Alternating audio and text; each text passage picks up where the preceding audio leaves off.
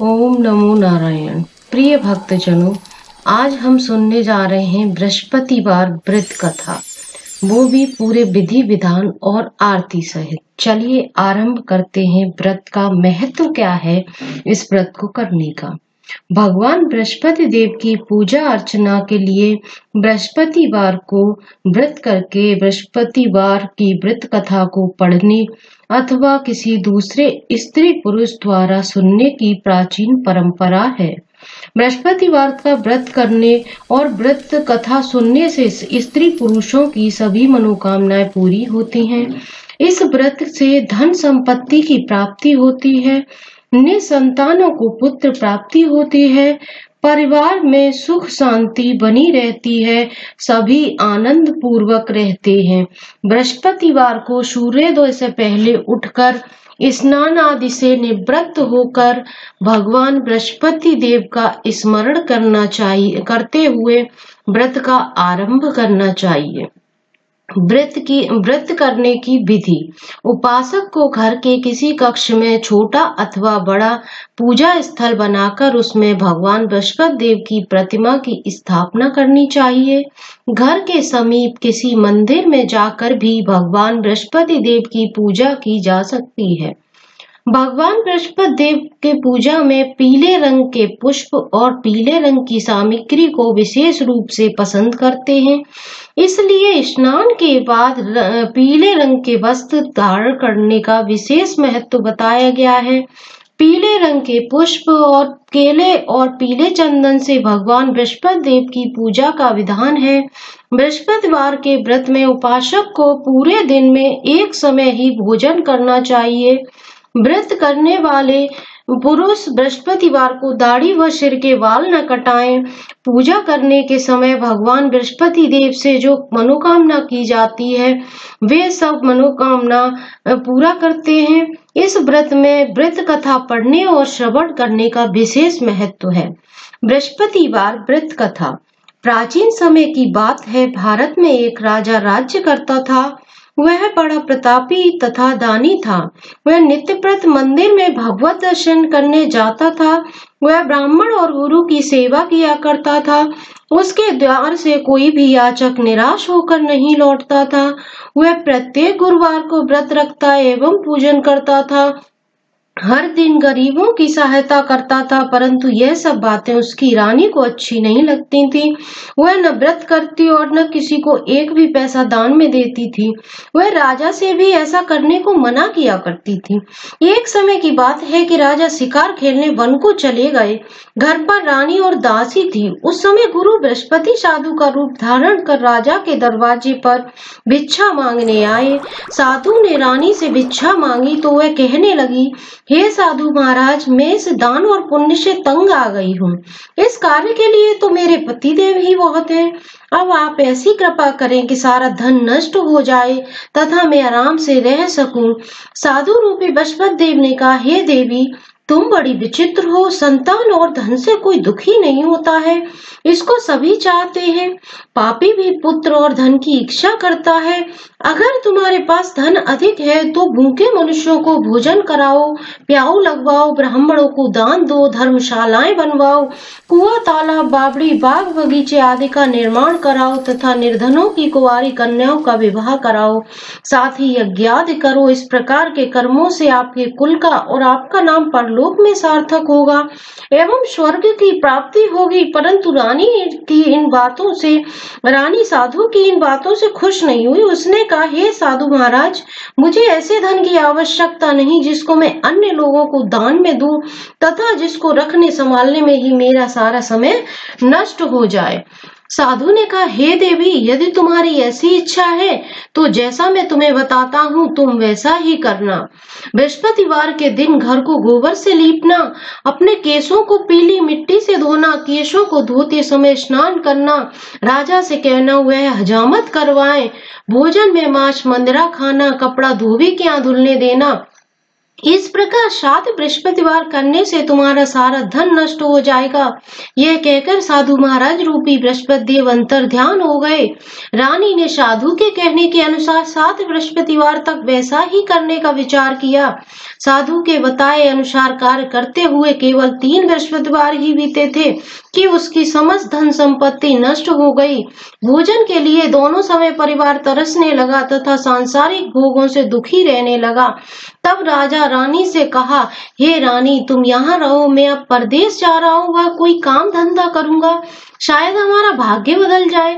ऐसा कहकर राजा परदेश चला गया। वह वहां जंगल से लकड़ी काट कर लाता और शहर में बेचकर अपना जीवन व्यतीत करने लगा।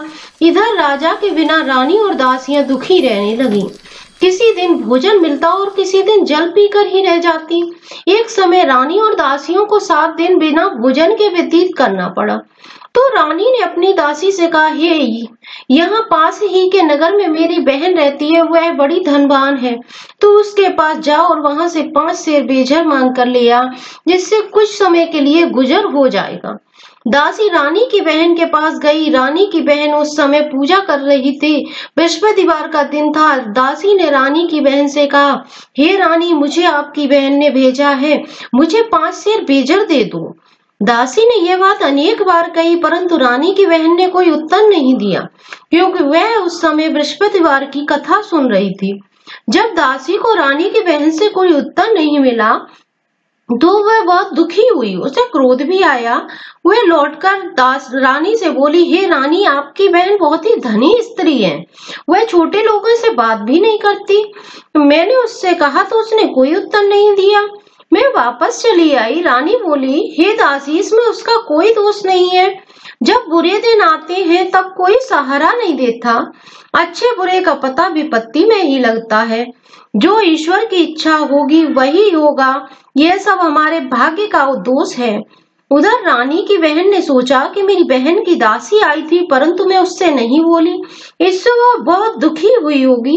अतः कथा सुन और विष्णु भगवान का पूजन समाप्त कर वह अपनी बहन के घर आई और कहने लगी, हे बहन, मैं बृहस्पतिवार का व्रत कर रही थी, तुम्हारी दासी हमारे घर गई थी, परंतु जब तक कथा होती है तब तक न हम उठते हैं और न बोलते हैं, इसलिए मैं नहीं बोली। कहो दासी क्यों गई थी? रानी बोली, बहन, हमारे घर अनाज नहीं था, वैसे तुमसे कोई बात छुपी नहीं है, इस कारण मैंने दासी को तुम्हारे पास 5 सेर बेजर लेने के लिए भेजा था।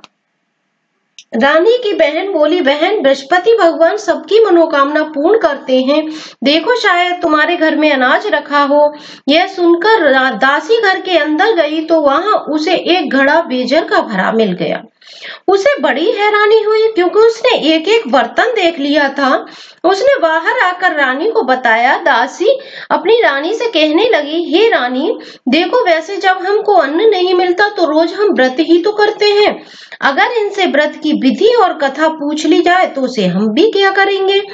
दासी के कहने पर रानी ने अपनी बहन से बृहस्पतिवार व्रत के बारे में पूछा।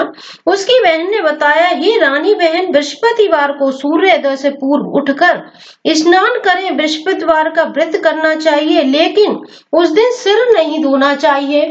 बृहस्पतिवार के व्रत में चने की दाल और मुनक्का से विष्णु भगवान का केले के वृक्ष की जड़ में पूजन करें तथा दीपक जलावें। उस दिन एक ही समय भोजन करें। भोजन पीले खाद्य पदार्थ का करें तथा कथा सुने। इस प्रकार करने से गुरु भगवान प्रसन्न होते हैं, अन्न पुत्र धन देते हैं, मनोकामना पूर्ण करते हैं। व्रत और पूजन की विधि बताकर रानी की बहन अपने घर लौट गई। रानी और दासी दोनों ने निश्चय किया कि बृहस्पति भगवान का पूजन जरूर करेंगे। 7 दिन बाद जब बृहस्पतिवार आया तो उन्होंने व्रत रखा। गुड़साल में जाकर चना और गुड़ बीन लाई तथा उसकी दाल से केले की जड़ तथा भगवान का पूजन किया। अब भोजन पीला कहाँ से आए? दोनों बड़ी दुखी हुई, परंतु उन्होंने व्रत किया, इस कारण बृहस्पति भगवान प्रसन्न थे। एक साधारण व्यक्ति के रूप में भी 2 थालों में सुंदर पीला भोजन लेकर आए और दासी को देकर बोले, हे दासी, यह भोजन तुम्हारे लिए और तुम्हारी रानी के लिए है, तुम दोनों करना। दासी भोजन पाकर बड़ी प्रसन्न हुई और रानी से बोली, रानी जी भोजन कर लो। रानी को भोजन आने के बारे में कुछ पता नहीं था, इसलिए वह दासी से बोली, जा तू ही भोजन कर, क्यों तू हमारी व्यर्थ में हंसी उड़ाती है। दासी बोली, एक व्यक्ति भोजन दे गया है। रानी कहने लगी, वह भोजन तेरे लिए ही दे गया है, तू ही भोजन कर। दासी ने कहा, वह व्यक्ति हम दोनों के लिए 2 थालों में भोजन दे गया है, इसलिए मैं और आप दोनों ही साथ साथ भोजन करेंगी। दोनों ने गुरु भगवान को नमस्कार कर भोज प्रारंभ किया। उसके बाद से वे प्रत्येक बृहस्पतिवार को गुरु भगवान का व्रत और पूजन करने लगी। बृहस्पति भगवान की कृपा से उनके पास धन हो गया, परंतु रानी फिर पहले की तरह से आलस्य करने लगी। तब दासी बोली, देखो रानी, तुम पहले भी इस प्रकार आलस्य करती थी, तुम्हें धन के रखने में कष्ट होता था, इसका अर्थ सभी धन नष्ट हो गया। अब गुरु भगवान की कृपा से धन मिला है तो फिर तुम्हें आलस्य होता है। बड़ी मुसीबतों के बाद हमने यह धन पाया है, इसलिए हमें दान पुण्य करना चाहिए। तुम भूखे मनुष्यों को भोजन कराओ, प्याऊ लगवाओ, ब्राह्मणों को दान दो, कुआं, तालाब, बावड़ी आदि का निर्माण करवाओ, मंदिर पाठशाला बनवाकर दान दो, कुंवारी कन्या का विवाह करवाओ, धन को शुभ कार्यों में खर्च करो, जिससे तुम्हारे कुल का यश बढ़े तथा स्वर्ग प्राप्त हो और पितर प्रसन्न हो। दासी की बात मानकर रानी ने इसी प्रकार के कर्म करने प्रारंभ किए, जिससे उनका काफी यश फैलने लगा। एक दिन रानी और दासी आपस में विचार करने लगी कि न जाने राजा किस दिशा में होंगे, उनकी कोई खोज खबर नहीं है। गुरु भगवान से उन्होंने प्रार्थना की और भगवान ने रात्रि में राजा को स्वप्न में कहा, हे राजा उठ, तेरी रानी तुझको याद करती है, अब अपने देश को लौट जा। राजा प्रातःकाल उठकर जंगल से लकड़ियां काटकर लाने के लिए जंगल की ओर चल पड़ा। जंगल से गुजरते हुए वह सोचने लगा, रानी की गलती से उसे कितने दुख भोगने पड़े। राजपाट छोड़कर उसे जंगल में आकर रहना पड़ा। जंगल से लकड़ियां काटकर उन्हें बेचकर गुजारा करना पड़ा। उसी समय उस जंगल में बृहस्पति देव एक साधु का रूप धारण कर आए और राजा के पास आकर बोले, हे लकड़हारे, तुम इस सुनसान जंगल में किस चिंता में बैठे हो, मुझे बतलाओ। यह सुन राजा के नेत्रों में जल भर आया और साधु की वंदना कर बोला, हे प्रभु, आप सब कुछ जानने वाले हैं। इतना कहकर राजा ने अब साधु को अपनी संपूर्ण कहानी सुना दी। महात्मा दयालु होते हैं। वे राजा से बोले, हे राजा, तुम्हारी पत्नी ने बृहस्पति देव के प्रति अपराध किया था, जिसके कारण तुम्हारी यह दशा हुई। अब तुम किसी प्रकार की चिंता मत करो, भगवान तुम्हें पहले से अधिक धन देंगे। देखो, तुम्हारी पत्नी ने बृहस्पतिवार का व्रत प्रारंभ कर दिया है और तुम भी बृहस्पतिवार का व्रत करके चने की दाल व गुड़ जल के लोटे में डालकर केले का पूजन करो, फिर कथा कहो या सुनो, भगवान तुम्हारी सब कामनाओं को पूर्ण करेंगे। साधु को व्रत में प्रसन्न देखकर राजा बोले, हे प्रभु, मुझे लकड़ी बेचकर इतना पैसा नहीं बचता जिससे भोजन करने के उपरांत कुछ बचा सकूं। मैंने रात्रि में अपनी रानी को व्याकुल देखा है, मेरे पास कोई साधन नहीं जिससे उसका समाचार जान सकूं। फिर मैं बृहस्पति देव की क्या कहानी कहूं, मुझको तो कुछ भी मालूम नहीं है। साधु ने कहा, हे राजा, तुम किसी बात की चिंता मत करो। बृहस्पतिवार के दिन तुम रोजाना की तरह लकड़ियां लेकर शहर में जाओ, तुम्हें रोज से दुगना धन प्राप्त होगा, जिससे तुम भली भांति भोजन कर लोगे तथा बृहस्पति देव की पूजा का सामान भी आ जाएगा। बृहस्पति देव की कथा इस प्रकार है। प्राचीन काल में एक बहुत ही निर्धन ब्राह्मण था। उसके कोई संतान नहीं थी। वह नित्य पूजा पाठ करता, परंतु उसकी स्त्री बहुत मलिनता के साथ रहती थी। वह न स्नान करती और न किसी देवता का पूजन करती। प्रातः काल उठते ही सर्वप्रथम भोजन करती, बाद में कोई अन्य कार्य करती। ब्राह्मण देवता बहुत दुखी रहते थे। पत्नी को बहुत समझाते, किंतु उसका कोई परिणाम न निकलता। भगवान की कृपा से ब्राह्मण की स्त्री को कन्या उत्पन्न हुई। वह कन्या अपने पिता के घर में बड़ी होने लगी। वह बालिका प्रातः स्नान करके भगवान विष्णु का जप करती।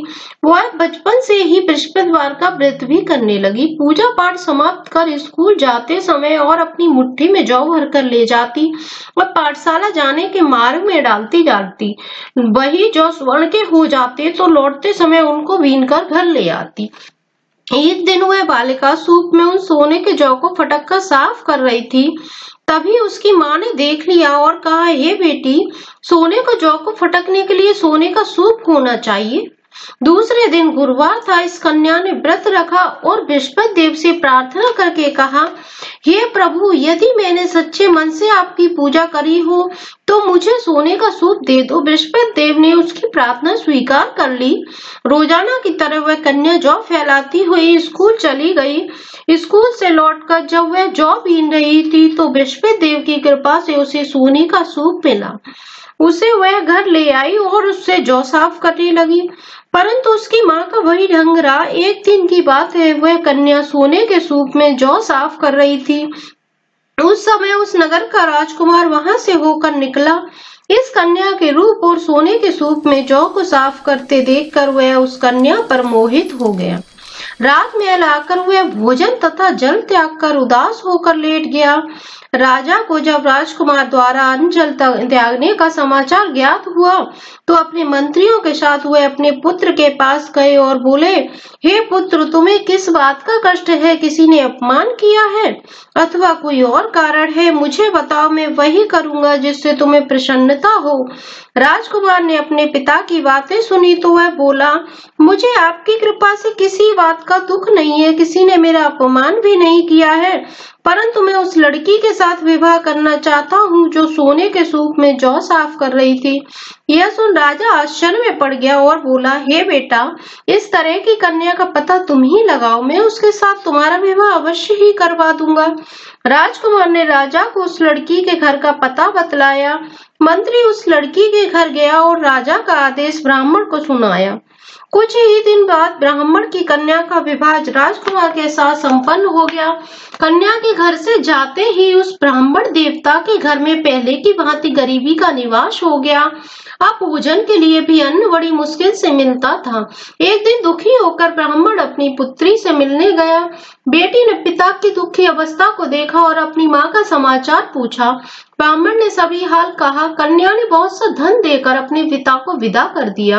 इस तरह ब्राह्मण का कुछ समय सुखपूर्वक व्यतीत हुआ, लेकिन कुछ दिन बाद फिर वही हाल हो गया। ब्राह्मण फिर अपनी कन्या के यहाँ गया और सभी हाल कहा तो पुत्री बोली, हे पिताजी, आप माताजी को यहाँ लिवा लाओ, मैं उन्हें वह विधि बता दूंगी जिससे गरीबी दूर हो जाए। ब्राह्मण देवता अपनी स्त्री को साथ लेकर अपनी पुत्री के पास राजमहल पहुंचे तो पुत्री अपनी माँ को समझाने लगी, हे माँ, तुम प्रातः काल उठकर प्रथम स्नान आदि करके विष्णु भगवान का पूजन करो तो सब दरिद्रता दूर हो जाएगी। परंतु उसकी माँ ने उसको एक बात नहीं मानी। वह प्रातः काल उठकर अपनी पुत्री का बच्चा झूठन खा लेती थी।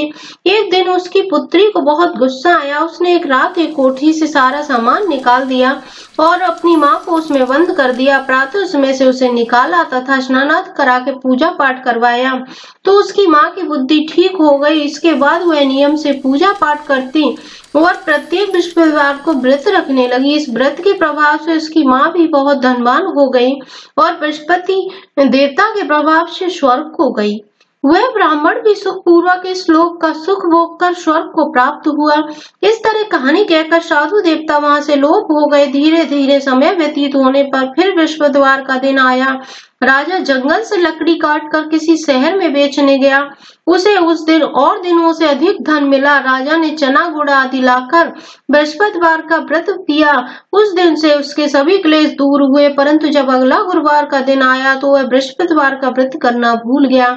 इस कारण बृहस्पति भगवान नाराज हो गए। उस दिन उस नगर के राजा ने विशाल यज्ञ का आयोजन किया तथा अपने समस्त राज्य में घोषणा करवा दी कि कोई भी मनुष्य अपने घर में भोजन न बनाए तथा आग भी न जलाए।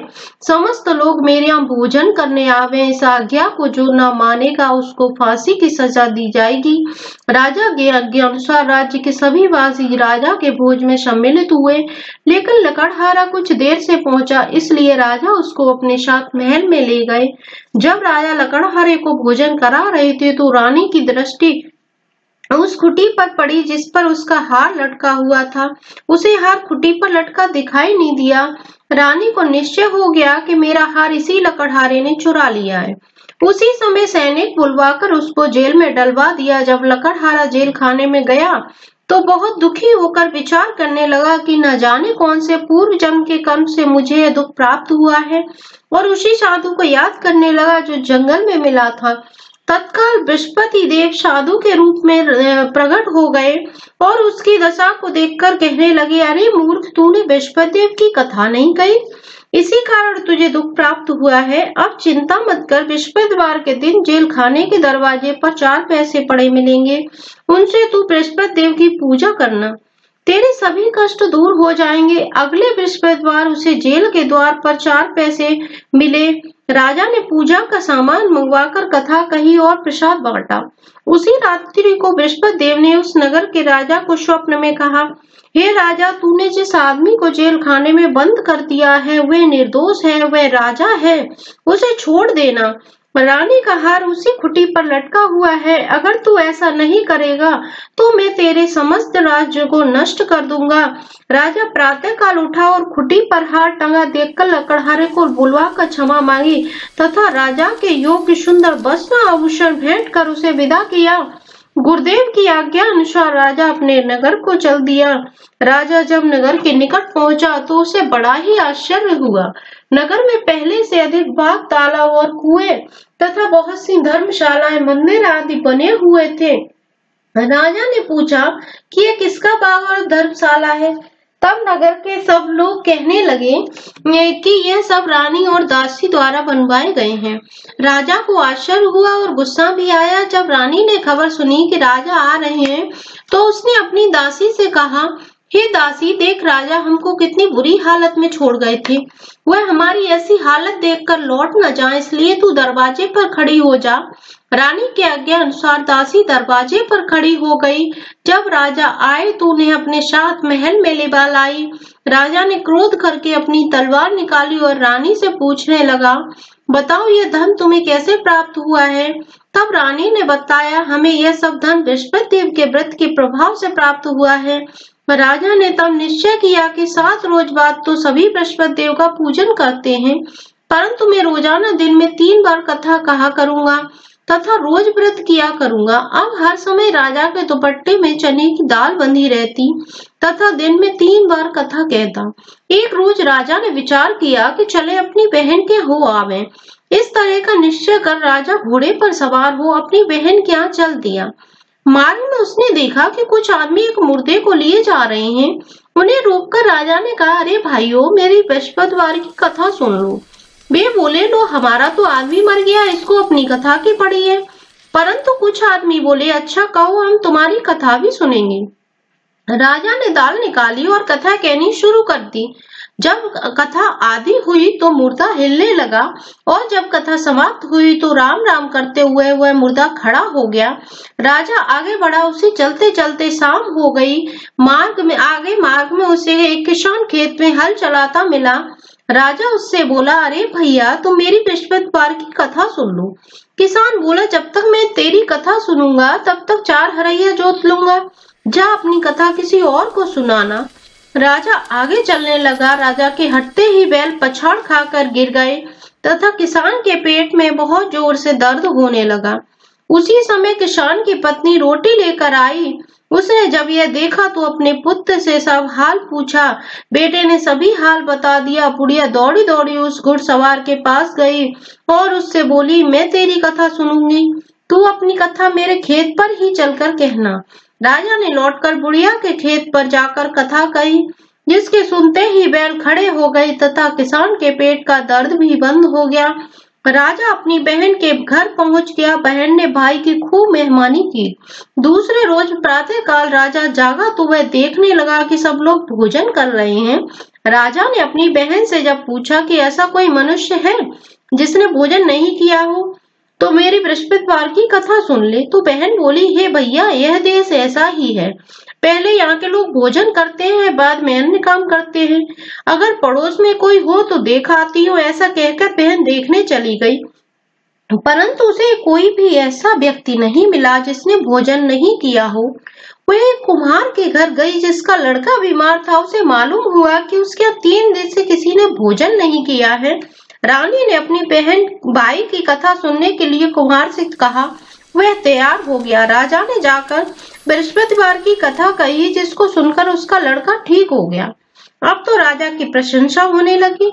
एक दिन राजा ने अपनी बहन से कहा, हे बहन, मैं अब अपने घर जाऊंगा, तुम भी तैयार हो जाओ।